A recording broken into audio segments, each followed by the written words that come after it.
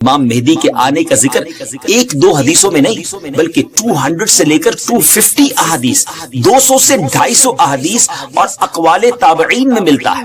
ام المومنین حضرت ام سلمہ رضی اللہ تعالیٰ عنہ روایت کرتی ہیں کہ میں نے رسول اللہ صلی اللہ تعالیٰ علیہ وسلم کو یہ فرماتے ہوئے سنا کہ آپ علیہ الصلوۃ والسلام نے فرمایا مہدی حق ہے، یعنی ان کا ظہور برحق ہے اور یہ ہو کر رہے گا۔ اور مزید آپ علیہ الصلوۃ والسلام نے فرمایا امام مہدی سیدہ فاطمہ الزہرا رضی اللہ تعالی عنہا کی اولاد سے ہوں گے۔ سبحان اللہ، اس حدیث سے اتنی بات تو بالکل واضح ہو گئی، کلیئر ہو گئی کہ امام مہدی کا ظہور یقینی طور پر ہوگا اور وہ ایک شخصیت ہے جو حضرت فاطمہ رضی اللہ تعالی عنہا کی اولاد سے ہوں گے۔ بہت ہی اہم بات یہ ہے کہ مہدی آپ کا نام نہیں ہے بلکہ آپ کا لقب ہے۔ ایک اور حدیث سناتا ہوں، حضرت عبداللہ ابن مسعود رضی اللہ تعالی عنہ سے روایت ہے کہ رسول اللہ صلی اللہ تعالی علیہ وسلم نے فرمایا کہ دنیا اس وقت تک ختم نہ ہوگی یہاں تک کہ میرے اہل بیت میں سے ایک شخص عرب کا بادشاہ ہو جائے جس کا نام میرے نام کے مطابق یعنی محمد ہوگا۔ ناظرین، نام تو آپ کو پتا چل گیا، اب ہم آپ کو ان کا حلیہ بتاتے ہیں۔ امام مہدی دکھیں گے کیسے؟ سبحان اللہ، احادیث میں اس کی بھی ڈیٹیل موجود ہے۔ ان کی کچھ اور صفتیں بیان کرتے ہوئے اللہ عز و جل کے آخری نبی صلی اللہ علیہ وسلم نے ارشاد فرمایا مہدی میری نسل سے ہوں گے، ان کی ناک پتلی اور بلند ہوگی اور پیشانی روشن اور نورانی ہوگی، ان کا رنگ جو ہے وہ عربیوں جیسا ہوگا۔ سبحان اللہ، ان کے دائیں رخسار پر تل ہوگا اور آپ کی سیرت حضور علیہ الصلوۃ والسلام جیسی ہوگی۔ آپ کی طبیعت میں جود و سخاوت، رحم و کرم بے انتہا ہوگا۔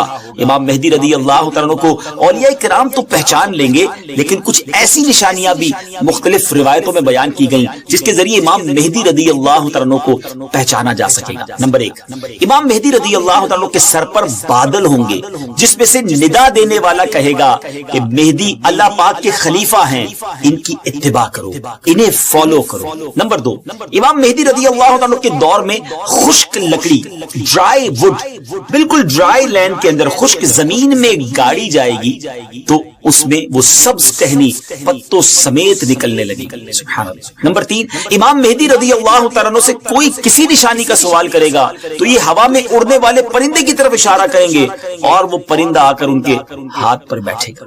نمبر چار، بنی اسرائیل کی طرح آپ کے لیے دریا پھٹ جائے گا اور ان کی تشریف آوری سے وہ زمین عدل سے بھر جائے گی جس طرح وہ پہلے ظلم سے بھری ہوئی تھی۔ ہر طرف عدل و انصاف ہوگا، ان کی آمد سے پہلے ہر طرف ظلم و ستم ہوگا۔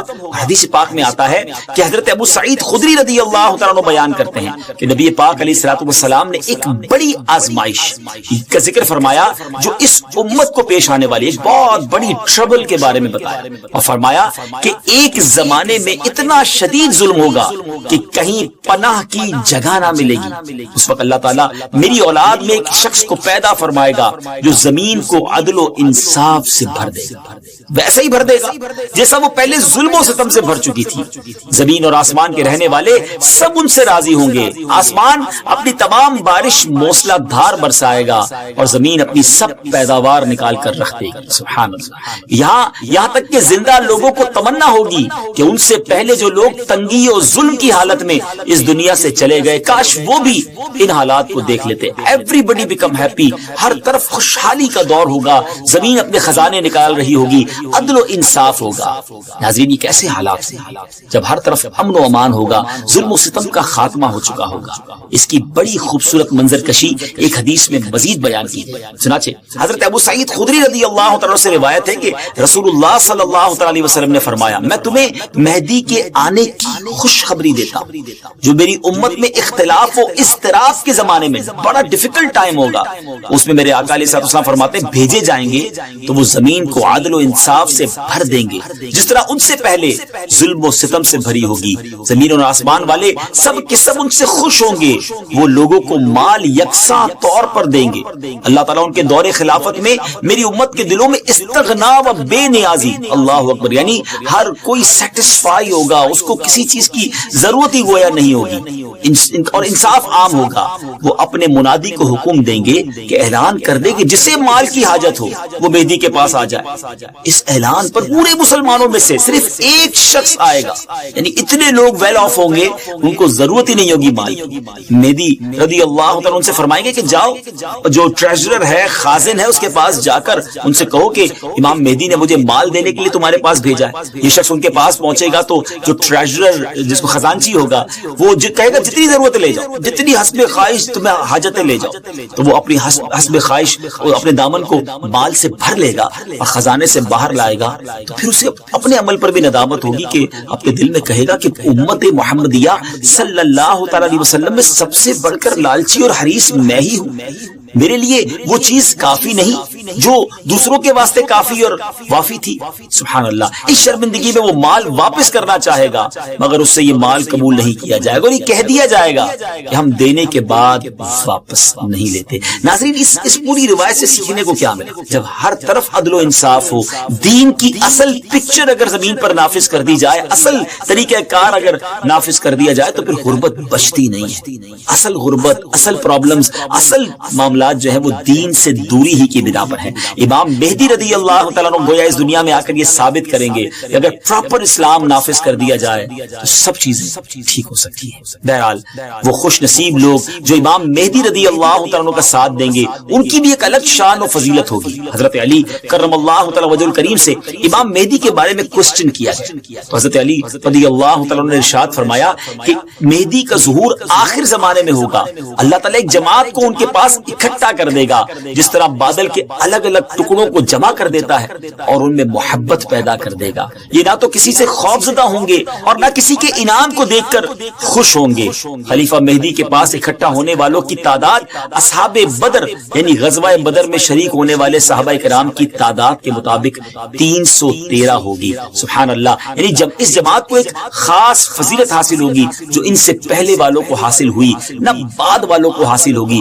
نیز اس جماعت کی تعداد اصحاب طالوت کی تعداد کے برابر ہوگی جنہوں نے طالوت کے ہمراہ نہر اردن کو عبور کیا تھا۔ یہاں ایک اہم معلومات آپ کے ساتھ شیئر کرنا چاہتا ہوں کہ آج کل سوشل میڈیا پر امام مہدی رضی اللہ تعالیٰ کے حوالے سے مختلف پریڈکشن کی جاتی ہے کہ امام مہدی آ چکے ہیں یا بس بالکل آنے ہی والے ہیں، اور یہ ویسے ہے بڑا مشکل question, it's a difficult question کہ کب آئیں گے امام مہدی کا ایگزیکٹلی ظہور کب ہوگا۔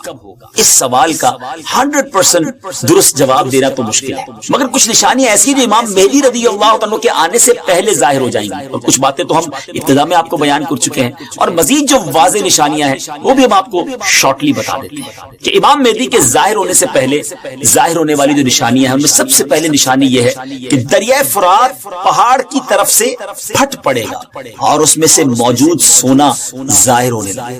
ان کے آنے سے پہلے رمضان شریف کی پہلی تاریخ کو چاند گہن ہوگا اور اسی دن سیم ڈے دوپہر کے وقت سورج گہن ہوگا، اور ایسا گہن پہلے کبھی نہ ہوا۔ یہ دوسری بڑی نشانی ہے۔ اور 3 یا 7 راتیں مشرق یعنی ایسٹ کی طرف سے ایک بڑی آگ ظاہر ہوگی اور بہت بڑے بڑے زلزلے ارتھ کویک بھی آئیں گے۔ اور ہاں، امام مہدی کے آنے سے پہلے ایک نشانی جسے علماء کرام سب سے بڑی نشانی قرار دیتے ہیں وہ یہ کہ قسطنطنیہ شہر، جی ہاں، جس کو آج ہم استنبول کہتے ہیں، ترکی کا کیپٹل ہے، ایک بار پھر غیر مسلموں کے ہاتھ میں چلا جائے۔ جی ہاں، جیسا کہ میں نے آپ کو شروع میں بتایا تھا کہ ان کے آنے سے پہلے پوری دنیا میں کفر پھیل چکا ہوگا اور پوری دنیا گویا کفرستان بن چکی ہوگی۔ تو جب مکہ پاک میں تمام لوگ امام مہدی کے ہاتھ پر بیعت کر لیں گے تو پھر وہ وقت آئے گا کہ ایک بار پھر قسطنطنیہ، ایک بار پھر استنبول جو ہے مسلمانوں کو مل جائے گا۔ جی ہاں، امام مہدی وہاں سے سب لوگوں کو اپنے ساتھ لے کر قسطنطنیہ آئیں گے اور قسطنطنیہ کو فتح فرمائیں گے۔ اور ابھی یہ معاملہ چل ہی رہا ہوگا کہ اتنے میں شور مچ جائے گا، آواز آئے گی کہ دجال آ گیا، دجال آ گیا، اور پھر امام مہدی یہ سن کر سب لوگوں کو لے کر ملک شام چلے جائیں گے۔ لیکن جب وہ وہاں پہنچیں گے تو پتا چلے گا کہ یہ آواز شیطان کی تھی اور اس نے جھوٹ بولا تھا۔ لیکن امام مہدی کے شام پہنچنے کے بعد واقعی پھر دجال نکل آئے گا اور پھر امام مہدی اپنے لشکر کو لے کر وہی محصور ہو جائیں گے، یعنی آپ ان لوگوں کے ساتھ اس ایریا میں ہی رہ جائیں گے، اور اتنے میں دجال پوری دنیا گھوم لے گا. پھر اس کے بعد آسمان سے حضرت عیسیٰ علیہ السلام سبحان اللہ جامع مسجد دمشق کے مشرقی مینارے پر آئیں گے. ہم حضرت عیسیٰ علیہ السلام کے بارے میں آپ کو ایک تفصیلی ایپیسوڈ میں بتائیں گے اور انشاءاللہ مزید اس کے بارے میں آپ کو ڈیٹیل بتائیں گے. ہماری بات جاری ہے. تو بہرحال اب حضرت عیسیٰ علیہ السلام کا نزول جامع مسجد دمشق کی جو مشرقی مینارے میں ہوگا تو صبح کا وقت ہوگا. نماز فجر کے لیے اقامت بھی ہو چکی ہوگی. اب جماعت ہونے والی ہے. ذرا منظر دیکھیے گا کیسا ہوگا. اللہ اکبر. ایک طرف اللہ کے نبی ہیں اور ایک طرف نبیوں کے سردار علیہ السلام کا ایک امتی ہے. ناظرین اب کوسچن یہ ہے کہ اس وقت فجر کی جماعت کون کروائے. امام مہدی بھی مسجد میں ہے. حضرت عیسیٰ علیہ السلام کا بھی ظہور ہو گیا ہے.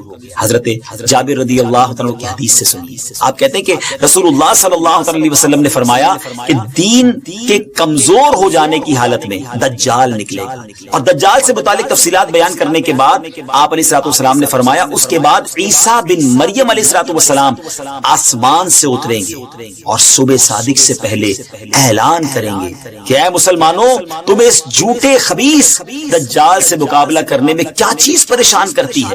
تو لوگ کہیں گے کہ یہ کوئی جناتی مخلوق ہے. یہ لوگ آگے بڑھ کر دیکھیں گے تو انہیں حضرت عیسیٰ علیہ السلام نظر آئیں گے. پھر نماز فجر کے لیے اقامت ہوگی اور مسلمانوں کے امیر امام مہدی کہیں گے کہ اے روح اللہ امامت کے واسطے آگے تشریف لائیں. حضرت